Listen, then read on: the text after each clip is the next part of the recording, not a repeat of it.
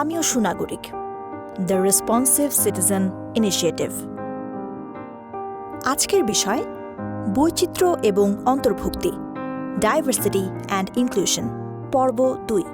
এই বিষয়টি নিয়ে কথা বলছেন Sadeka Halim, department of sociology, university of Dhaka. দায়িত্বশীল নাগরিক বিষয়ক অনলাইন কোর্সের 4র্থ মডিউলে আপনাদের স্বাগত জানাচ্ছি। এই বিষয়ে আগ্রহ দেখানোর জন্য আপনাদের ধন্যবাদ। এই বৈচিত্র্যটা বজায় রাখার জন্য আসলে কি করণীয়, এবং যাদেরকে নিয়ে আমরা কথা বলছি, যারা ক্ষুদ্র নৃগোষ্ঠী বা যারা তৃতীয় লিঙ্গের মানুষ বা যারা অন্যান্য ধর্মাবলম্বীর মানুষ, যাদেরকে আমরা সংখ্যালঘু বলছি বাংলাদেশে, তাদের জন্য কি করণীয়। প্রথম জায়গাটা হচ্ছে যে তাদেরকে আমাদের উন্নয়নের মূল ধারার যে পলিসিগুলো আছে সেখানে তাদেরকে অন্তর্ভুক্ত করতে হবে। যেমন আমরা জানি যে টেকসই উন্নয়নের এবারে স্লোগান হচ্ছে যে কাউকেই আমরা পিছনে ফেলে রাখতে পারবো না, তাহলে তাদেরকে আমাদেরকে অন্তর্ভুক্তি করতে হবে। সেই লক্ষ্যে কিন্তু বেশ কিছু নীতি নির্ধারণ হয়েছে এবং সেখানে যেন সঠিকভাবে তাদের অংশগ্রহণটা হয় সেদিকে আমাদের লক্ষ্য রাখা প্রয়োজন। আর একটা বড় জায়গা হচ্ছে যে সমাজের সবচেয়ে প্রথম ইউনিট কিন্তু আমরা বলতে পারি যে পরিবার, অর্থাৎ পরিবারের যারা পিতামাতা আছেন বা যারা আমাদের প্রবীণ যারা আছেন, তারা কিন্তু সামাজিকরণের কাজটি করে থাকেন। অর্থাৎ তার এই যে কোমলমতি শিশু যারা বড় হচ্ছেন, তাদেরকে অসাম্প্রদায়িক হিসাবে গড়ে তোলা, তাদেরকে সঠিক শিক্ষাটা দেওয়া, তাদের সঠিক মূল্যবোধের শিক্ষা দেওয়া, এই বিষয়টি আমি মনে করি যে পরিবারের যারা আছেন, অন্যান্য শুধু পিতামাতাই নয়, অন্যান্য সদস্যরা দিতে পারেন। তার সাথে আছে আমাদের স্কুল, কলেজ, বিশ্ববিদ্যালয়, আমাদের বিভিন্ন মসজিদ আছে, আমাদের বিভিন্ন ধর্মের উপাসনালয়গুলি আছে, তারাও কথা বলবেন এই বিষয়গুলি। তারা সঠিক পথে, এই যে আমাদের তরুণ প্রজন্ম, তাদেরকে দিক নির্দেশনা দিবেন। এটা ছাড়াও আরেকটা বড় জায়গা হচ্ছে যে আমাদের যে তরুণ প্রজন্ম, যারা কিনা আমাদের সমগ্র জনসংখ্যার প্রায় 1/4, এদেরকে কিন্তু আমরা পিছনে ফেলে রাখতে পারি না। আমাদের সমাজে একটা ধারণা আছে যে আমরা তরুণদেরকে সবসময় বলি যে তোমরা কিছু বুঝো না। এটা কিন্তু সঠিক নয়।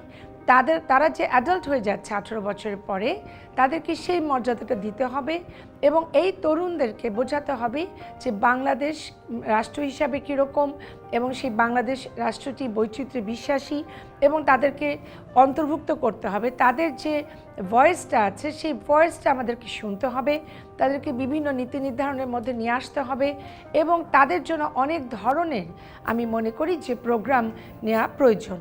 অর্থাৎ শেষে এটাই বলতে চাই যে একজন দায়িত্বশীল নাগরিক, সচেতন নাগরিক, একজন অসাম্প্রদায়িক নাগরিক তখনই তৈরি হতে পারবে যখন কিনা আমাদের যে পরিবার, সমাজ, আমাদের অন্যান্য সমাজের যে স্পেসগুলি আছে সেই প্রতিষ্ঠানগুলি সঠিকভাবে কাজ করবে। আমাদের শিক্ষার যে ব্যবস্থা আছে সেখানে সেই স্কুল, কলেজ, বিশ্ববিদ্যালয় কারিকুলামের মধ্যেও আমরা এগুলো নিয়ে আসব। এবং এটা ছাড়াও আমাদের রাষ্ট্রীয় পর্যায়েও যে সকল কাজ করা খুব সহজ, সেই ধরনের পলিসি নিয়ে তাদেরকে আমরা মনে করি যে একটি স্পেস দেওয়া প্রয়োজন। তারা একটা রোল নিবে যে কীভাবে আমাদের দেশে যে ধরনের কুসংস্কার আছে বা আমাদের যে মূল্যবোধে কিছু ঘাটতি দেখা দিচ্ছে, বা আমরা অন্যান্য ধর্মাবলম্বীর মানুষের প্রতি সহনশীল কীভাবে হব, কীভাবে আমরা সৌজন্য দেখাবো, সহমর্মিতা দেখাবো, এই সকল ইত্যাদি বিষয়, অর্থাৎ এই বৈচিত্র্য বিষয়ে তারা কিন্তু একটা ভূমিকা নিতে পারে, এবং তাদের মধ্যে থেকে আমাদের এই লিডারশিপ তৈরি করতে হবে, যাতে করে তারা কিন্তু এই যে বিষয়গুলি নিয়ে অন্যান্য তরুণদের সাথে আলাপ আলোচনা করবে, এবং নিয়মিতভাবে তারা, আমি মনে করি যে সংলাপের আয়োজন করবে, যার মাধ্যমে যে নারী পুরুষের মধ্যে বৈষম্য বা ধর্মভিত্তিক বৈষম্য বা জাতিগত যে বৈষম্য বা শিক্ষার ক্ষেত্রে যে বৈষম্য বা অন্যান্য ক্ষেত্রে যে বৈষম্য, অর্থাৎ আমাদের কে কোন ধরনের মানুষ হিসাবে এখানে আমরা তৈরি হচ্ছি, বা আমাদের লিঙ্গভিত্তিক যে বৈষম্য, এই বৈষম্যগুলো সকল কিছু যখন এই তরুণরা নিজেরা নিয়ে আসবে সংলাপের মধ্যে, তখন এই বিষয়গুলিকে